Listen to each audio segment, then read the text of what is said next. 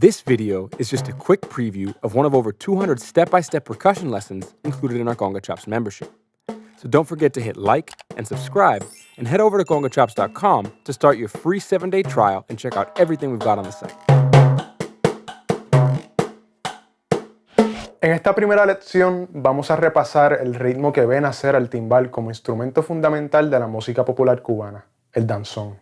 Ya a comienzos del siglo XIX, los compositores cubanos experimentaban con ritmos como la contradanza y la danza. A diferencia de los ritmos que acabo de mencionar, que son sus precursores, el danzón es de compás lento y variado en su estructura. El primer danzón fue compuesto por Miguel Failde en el 1879, llamado Las Alturas de Simpson.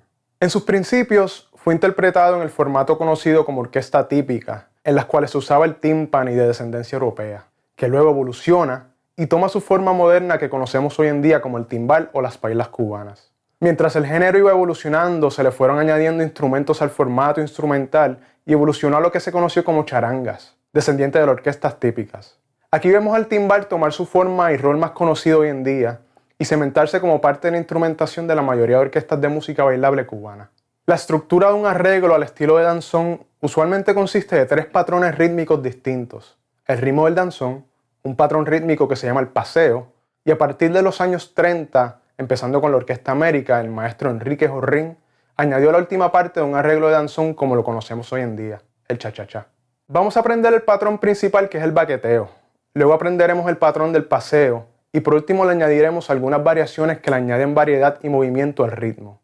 Así que vamos a empezar con los primeros 4 golpes del patrón. Tocaremos un ahogado en la hembra con la baqueta con nuestra mano dominante, apoyando la mano puesta en el parche para ayudar a obtener un sonido aún menos resonante. Luego tocaremos un cross stick con nuestra mano no dominante, lo cual obtenemos dando el aro del timbal con esta parte de la baqueta, seguido por 2 golpes ahogados con nuestra mano dominante. 1, 2, 3, 4.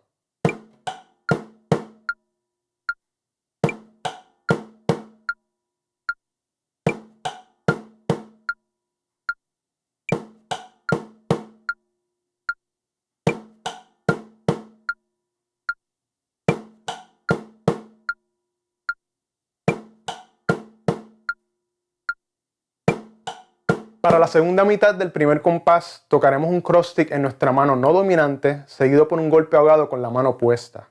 Luego un golpe abierto en el cuarto tiempo con nuestra mano dominante, seguido por otro cross stick. 1, 2, 3, 4.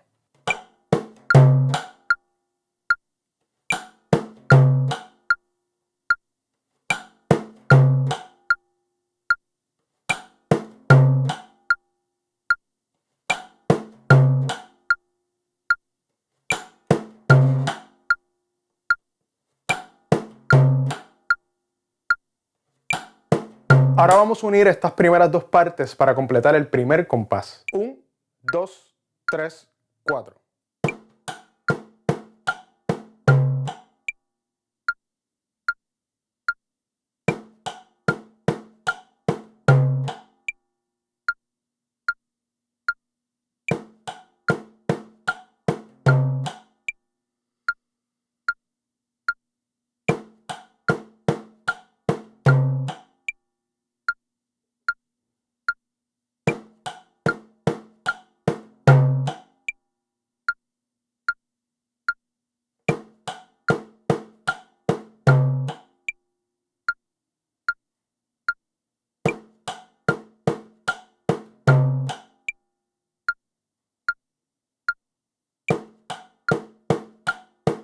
Para el segundo compás, vamos a tocar 4 negras alternando las manos, empezando con nuestra mano dominante.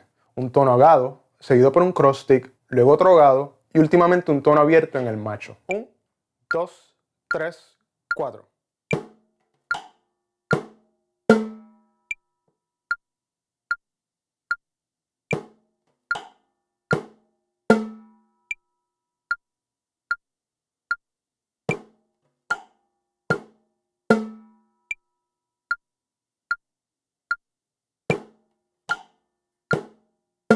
Now, if you're interested in learning more about what we do on CongaChops and how we can help you further your skills, come check us out at CongaChops.com.